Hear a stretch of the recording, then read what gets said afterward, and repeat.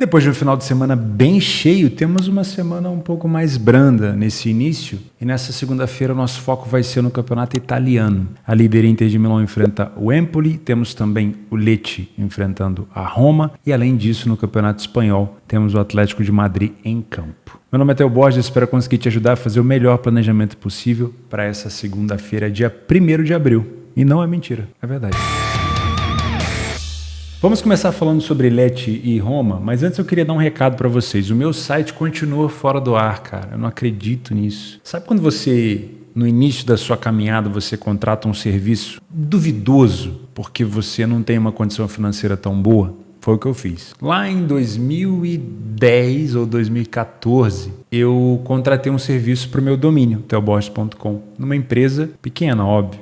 E utilizei esse serviço durante, 14 anos.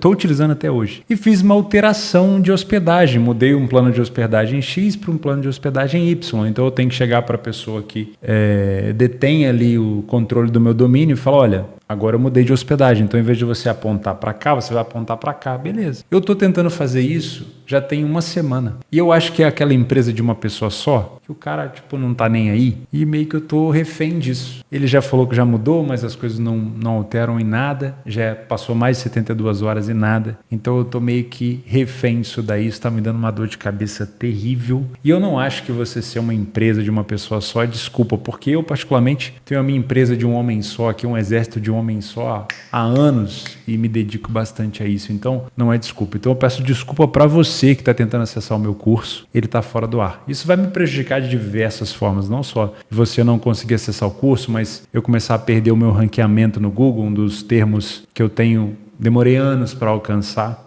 graças a esse abençoado que não altera o DNS do meu servidor. Mas enfim, seguimos na luta. Segunda-feira, vamos ver se essa criatura aparece para resolver o meu problema. Por enquanto, você pode estar achando estranho, mas por enquanto eu estou usando o link do Radar Esportivo sem estar com o link bonitinho. O link da Betfair também não está tão bonitinho. O meu curso está fora do ar, peço desculpa para você. Mas tomara que essa semana consiga resolver isso, né? Senão, cara, não tem muito que eu possa fazer nesse momento. Enquanto ele não resolver, eu não posso nem ser um pouco mais rude com a pessoa, né? Que às vezes se apertar demais o parafuso espana. Mas enfim, espero que dê tudo certo. Você continua escutando um áudio um pouco meio ecoado, porque eu tô aqui no meu escritório novo, pequenininho, mas meu, lógico, e não tem muito móvel. Então eu vou botar um carpetezinho aqui, vou botar alguns móveis, você vai ter um som de mais qualidade, tá bom? Avisos dados, vamos falar sobre Lecce e Roma. A Roma vem encantando muita gente, né? Pô, eu falo isso com um pesar no coração, porque eu sou muito fã do Mourinho, do Special One, e achei que ele daria muito certo na Roma, e teve um título de Conference League. A Roma não ganhava um título há muitos anos. Obviamente o torcedor da Roma tem muito carinho pelo Mourinho. Eu não sou um adepto da Roma, mas o fato é que o Daniele De Rossi deu um jeitão na Roma, e a Roma nesse momento já briga ali pau a pau com o Bolonha para poder chegar na zona de Champions League. E é isso que a Roma quer há um tempão, né? A Roma ganhou a Conference League, se classificou para a Europa League, chegou na final da Europa League. Olha como é que o Mourinho é safo nessas questões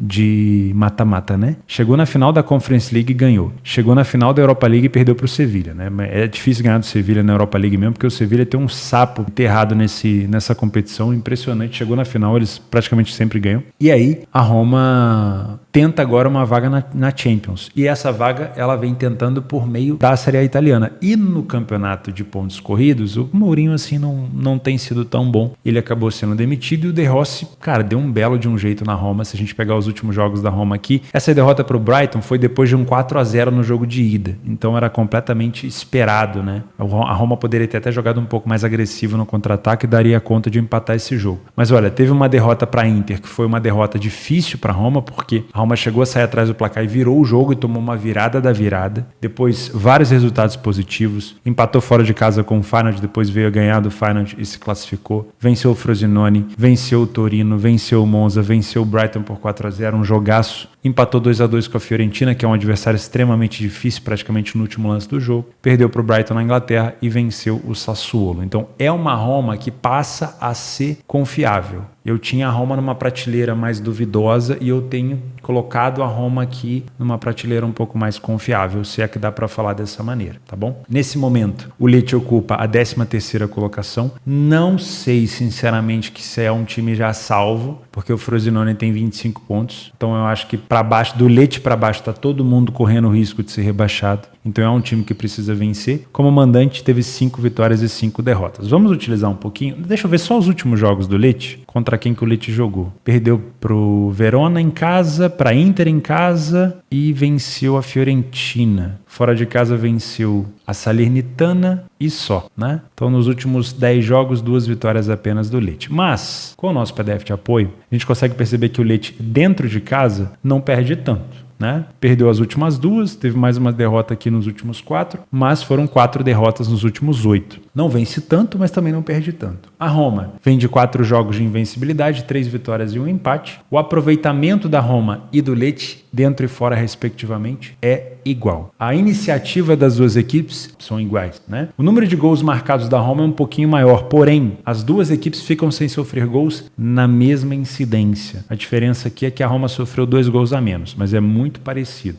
né? O time do Lecce precisa de 5,2 de finalizações no alvo para marcar um gol. Já o time da Roma é de 3,3. A Roma é mais letal, aproveita mais as oportunidades. Não dá para cravar superioridade no primeiro tempo de nenhuma das duas equipes. E no segundo tempo também é muito parelho, porque as duas equipes crescem ofensivamente, mas ao mesmo tempo que você sai para atacar, você deixa espaço defensivamente e as duas equipes passam a sofrer muito mais gols no segundo tempo. Então, de novo, me parece um jogo no segundo tempo parelho. A Roma sempre foi muito boa de bola aérea, com o Mourinho e sem o Mourinho, utiliza muito isso, e o Lecce sofre muito de cabeça, então você que trabalha comprando escanteio, comprando bola parada no trade, fica de olho nisso, e você que trabalha, por exemplo, contra o favorito, se a Roma estiver criando muitas essas situações de bola parada, toma um pouco de cuidado, tá? 64% dos jogos fora de casa da Roma foram over 2,5 e 50% dos jogos do Lecce. O Lecce costuma marcar a maioria dos seus gols, olha que incrível, 53% dos gols marcados do Lecce são nos últimos minutos de jogo. Isso aqui mostra muita iniciativa, mas também causa um alerta, né? Por que será que a equipe não joga tanto assim nos outros minutos? Será que é porque está atrás do placar e está indo buscar recuperação? Pode ser, né? Porque se a gente pensar aqui, ó, aonde o Lecce começa a sofrer gol? Ele começa a sofrer gol no meio do primeiro tempo, mas também sofre bastante aqui, ó, no início do segundo para o meio do segundo. Então, provavelmente, depois de sofrer, ele toma uma iniciativa de acelerar. Então, o segundo tempo tem uma indicação mesmo de um cenário mais over. A Roma marca, curiosamente, a maioria dos seus gols no segundo tempo e provavelmente vai explorar aqui os problemas do Lecce. A Roma também tem dificuldade no momento onde o Lecce mais marca gol, que é nos últimos 15 minutos mais os acréscimos. Então, para você que espera trabalhar over limite, over à frente, o segundo tempo pode ser um cenário interessante. O Lecce costuma terminar com mais escanteios do que os seus adversários, mas talvez porque esteja quase sempre atrás do placar, né? Isso faz uma diferença considerável. As duas equipes têm uma média de 2,2 a 3 cartões por jogo, em relação a cartões amarelos e vermelhos. O principal jogador do Lecce por aqui é o Nikola Krstovic, com 5 gols e nenhuma assistência, e o maior assistente da equipe é o Lamek Banda. Tem mais um aqui também, que é o Roberto Piccoli, com 4 gols. Vamos dar uma olhada nos desfalques da equipe do Lecce? O Lecce tem de possível desfalque o Lamek Banda, que eu acabei de comentar sobre ele. E ele é um jogador de muita assistência. Jogador titular com 2 gols e 4 assistências. Então, se for confirmado,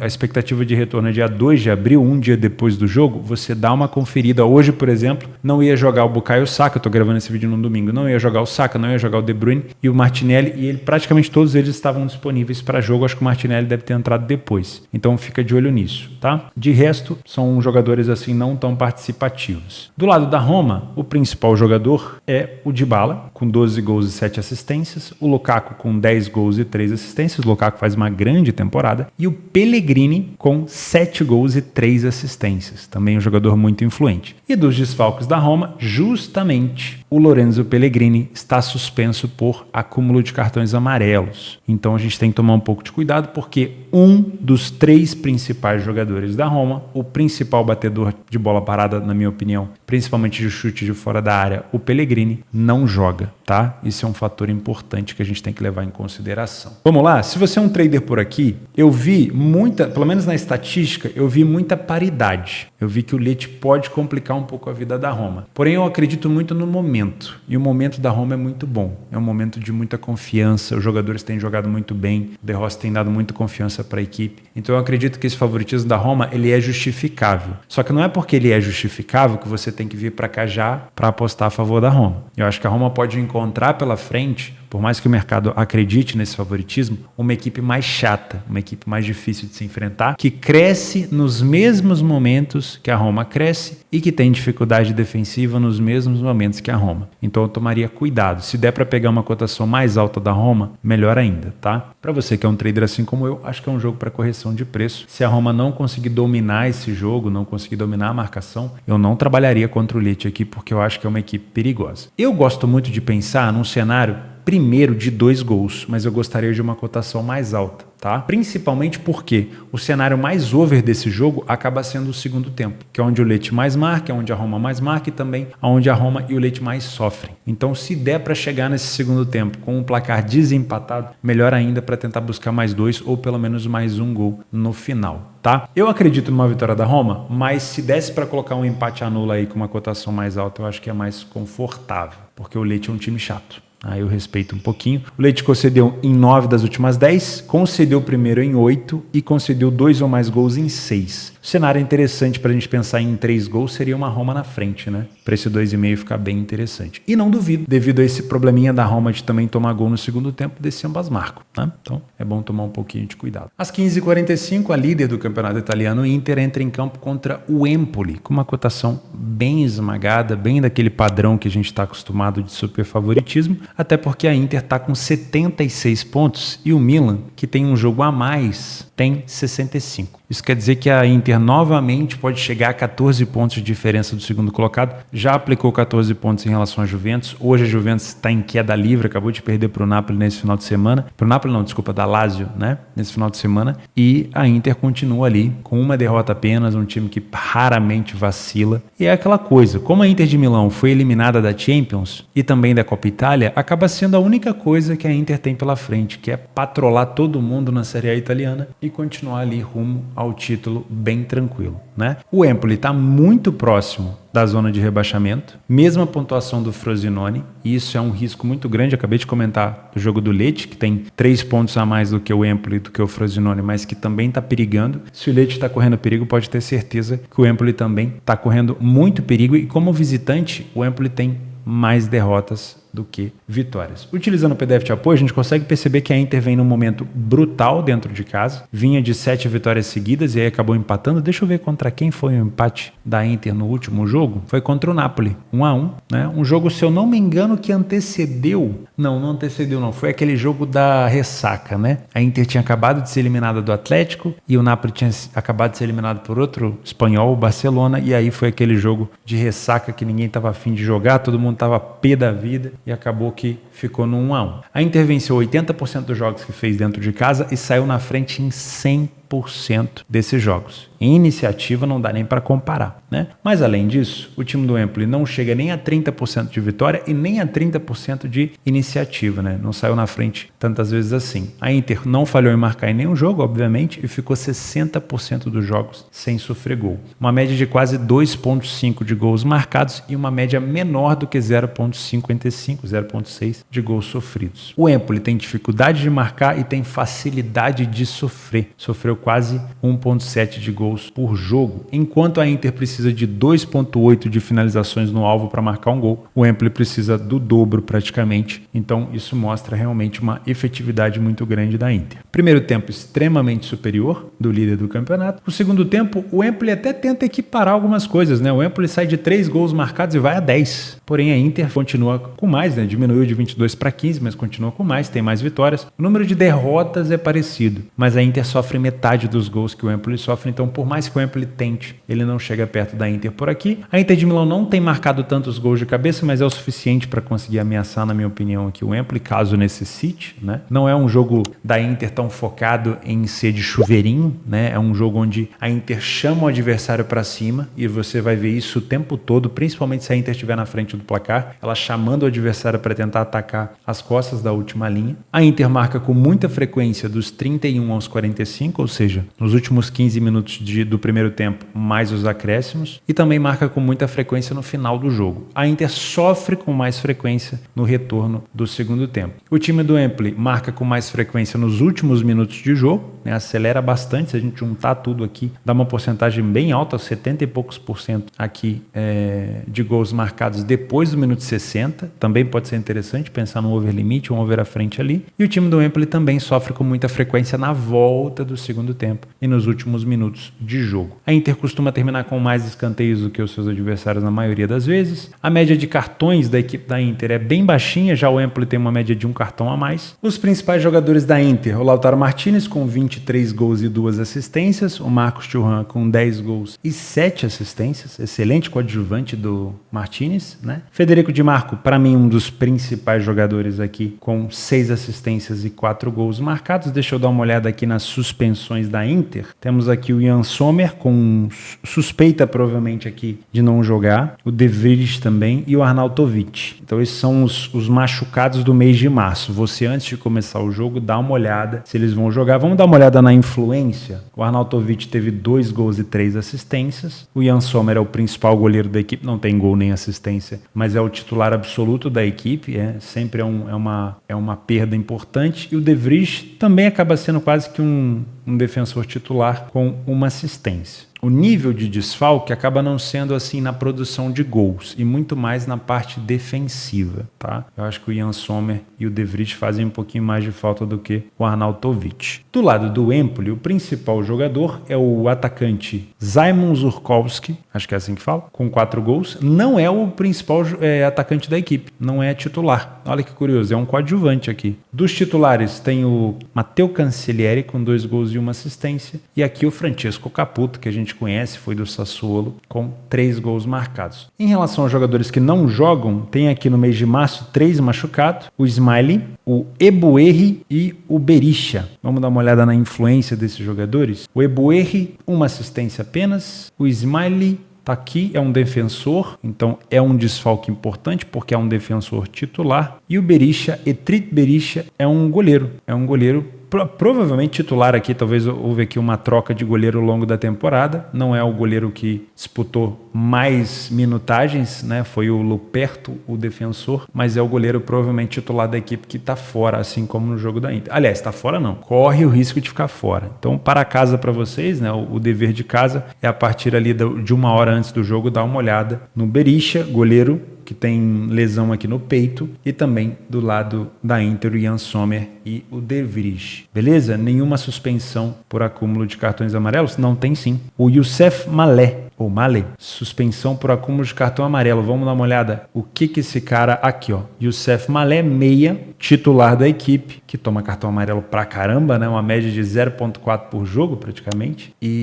Mas não teve nenhuma participação em gol. Teoricamente não deu nenhuma assistência, nem fez nenhum gol. Mas é um jogador, obviamente, titular da equipe, tá bom? Se você é um trader por aqui, padrão de back da Inter, estarei lá, né? Aquele jogo padrão que a gente conhece, com muita superioridade. Porém, como a Inter não joga muito nesse estilo, a gente precisa entender e manejar um pouquinho essas peças de xadrez. A Inter não é uma equipe que vai empurrar o adversário para trás para jogar naquele último terço do campo, como joga o City, como fez o City hoje no segundo tempo contra o Arsenal. A Inter gosta de tirar a linha defensiva do adversário um pouquinho mais para fora da área. Então é provável que você veja o Empoli tentando jogar um pouco mais perto do meio campo e a Inter, obviamente, utilizando o Di Marco na passagem, às vezes também o Lautaro furando essa linha, principalmente bola longa no Thuram para fazer esse pivô. Então, na maioria das vezes a superioridade da Inter não vai ser calculada em cima de um massacre por posse de bola no campo adversário. Muitas das vezes a superioridade da Inter vai ser demonstrada por uma recuperação rápida de bola e uma ligação veloz com a parte ofensiva. Então, você tem que saber trabalhar a Inter. Não é um jogo assim onde você pode pegar o padrão que você trabalha do Liverpool e do City e querer copiar e colar em cima da Inter, porque você não vai encontrar e você vai achar que ele não tá tão superior assim e na verdade ele tá. Então, é bom tomar um pouco de cuidado. Na dúvida, fica de fora, né? Na dúvida, fica de fora. Se você tá achando uma linha tênue entre a Inter não tá bem e a Inter tá bem, melhor ficar de fora. Daqui a algumas semanas, depois de trabalhar bastante a Inter, você já vai conseguir entender um pouco mais de como ela age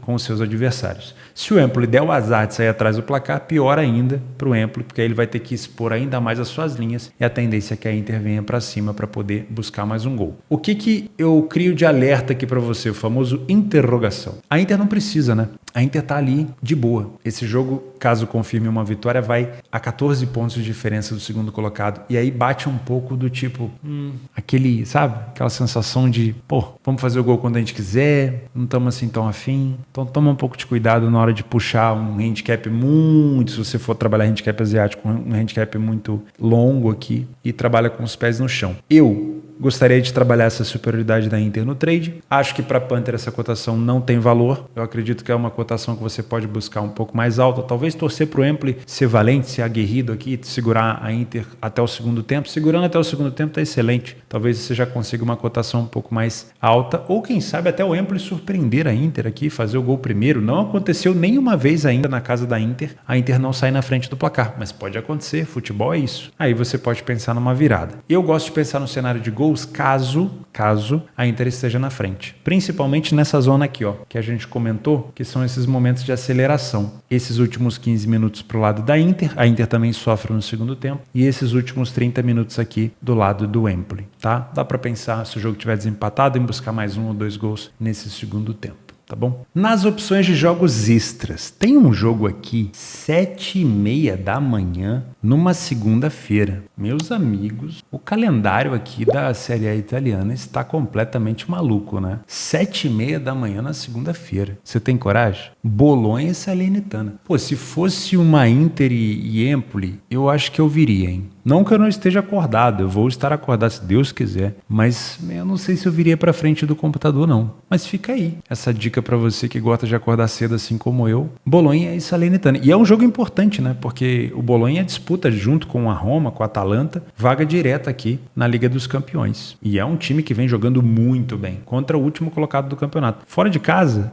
a Salernitana venceu apenas uma partida. Enfim, é sempre muito cuidadoso trabalhar esse tipo de cotação em equipes de meio de tabela, como é o caso do Bolonha. Não dá para discutir aqui que o Bolonha é um time de meio de tabela. Ele só tá ali em cima porque a fase é muito boa, mas é um time de meio de tabela, né? Então, toma um pouco de cuidado. Às 16h15, temos Portimonense e Braga. Outra equipe que eu ficaria de olho aqui numa possível vitória. O Portimonense tem dificuldade, o Braga pode tentar buscar mais uma vitória por aqui. Lembrando que o Porto vacilou e o Braga pode tentar se aproximar aqui da equipe do Porto. Nos favoritos que podem se complicar, tem a Roma, né? É bom a gente tentar buscar uma cotação um pouquinho mais alta para valer esse risco. Outros jogos interessantes, Cagliari e Verona, aí já 10 horas da manhã. Sassuolo e Udinese, as duas equipes numa fase horrorosa. Sassuolo pior ainda, mas acaba sendo um confronto direto, né? Porque para baixo do Lecce ali, o Lecce e para baixo dele, todo mundo tá ameaçado. E Vila Real e Atlético. Eu gosto muito desse jogo porque ele costuma ser over. Eu tenho uma lembrança afetiva muito boa desse jogo. Olha só, 3-1, 2-2, 2-0, 2-2, 2-2. Quase sempre que o Atlético de Madrid vai até a casa do Villarreal, ele tem problema. Então eu gosto de pensar num cenário de over 1,5, de 2,5. Quem sabe ambas marcam, pode ser interessante, desde que a gente tenha uma cotação mais alta por aqui. Nos jogos extras, temos o Leicester contra o Norwich. Lembrando que o Leicester perdeu a liderança e a segunda colocação da Championship, né? Um time que já estava praticamente garantido na primeira divisão,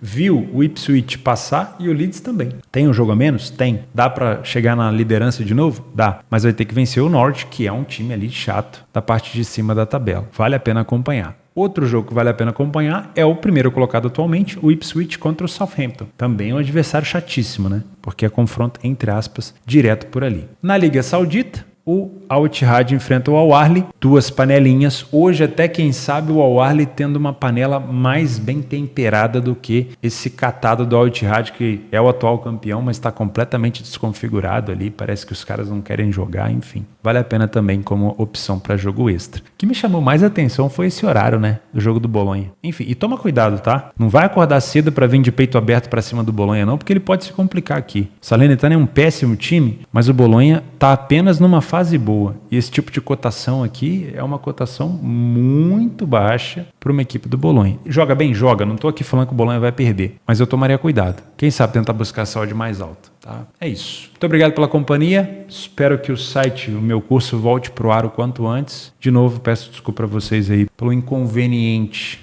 desse problema que eu tô tendo. Muito obrigado pela compreensão e a gente se vê amanhã. Um abraço.